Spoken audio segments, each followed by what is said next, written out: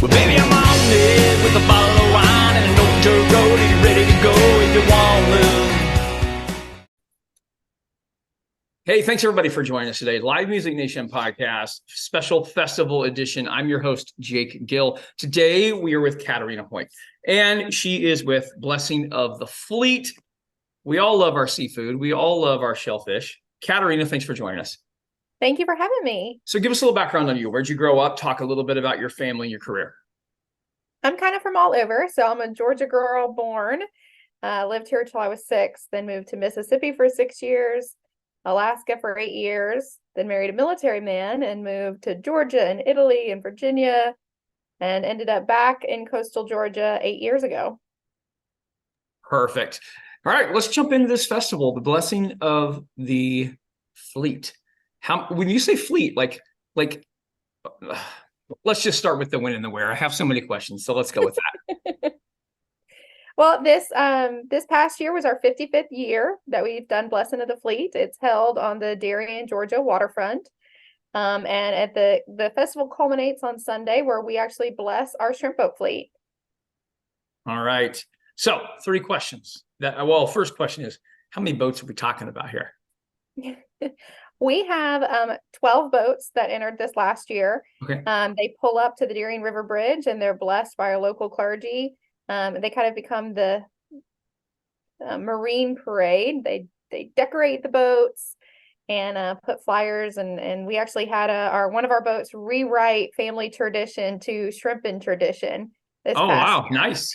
Nice. Well, and of course, one of the greatest miracles in the Bible is the boats. So that's great. Okay.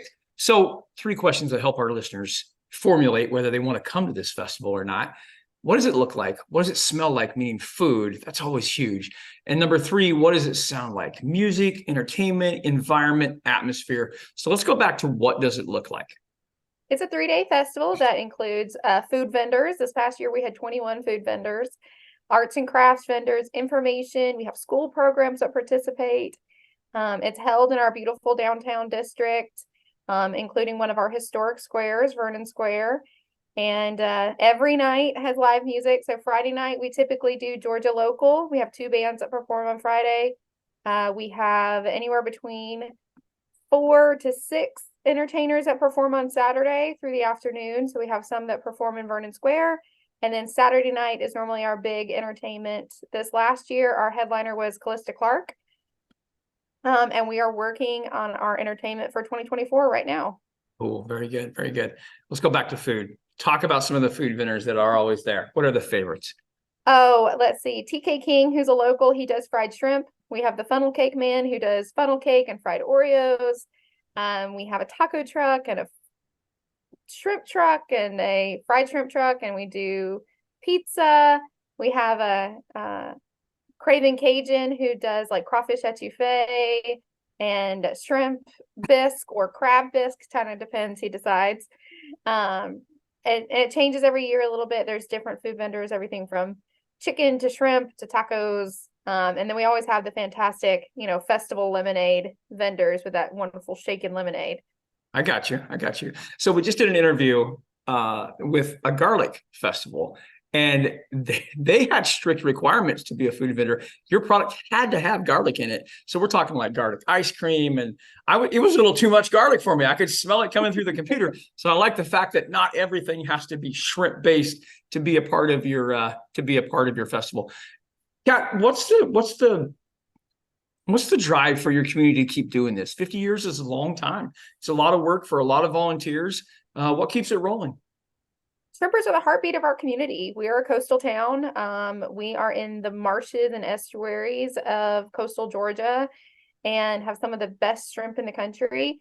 And it's a long-standing tradition for our commercial fishermen. And, at this time, we also recognize not just our shrimpers, we have a wonderful oyster community and crabbers. And our most interesting is our jelly ballers. They actually catch cannonball jellyfish and export those. But we're a coastal town, and commercial fishing is important to us, and we want to honor those guys and all the hard work that they do to give us this delicious food that we get to eat. No, absolutely. That sounds amazing. All right. So, a couple of fun questions because I am in live music and live entertainment. You guys have a number of concerts.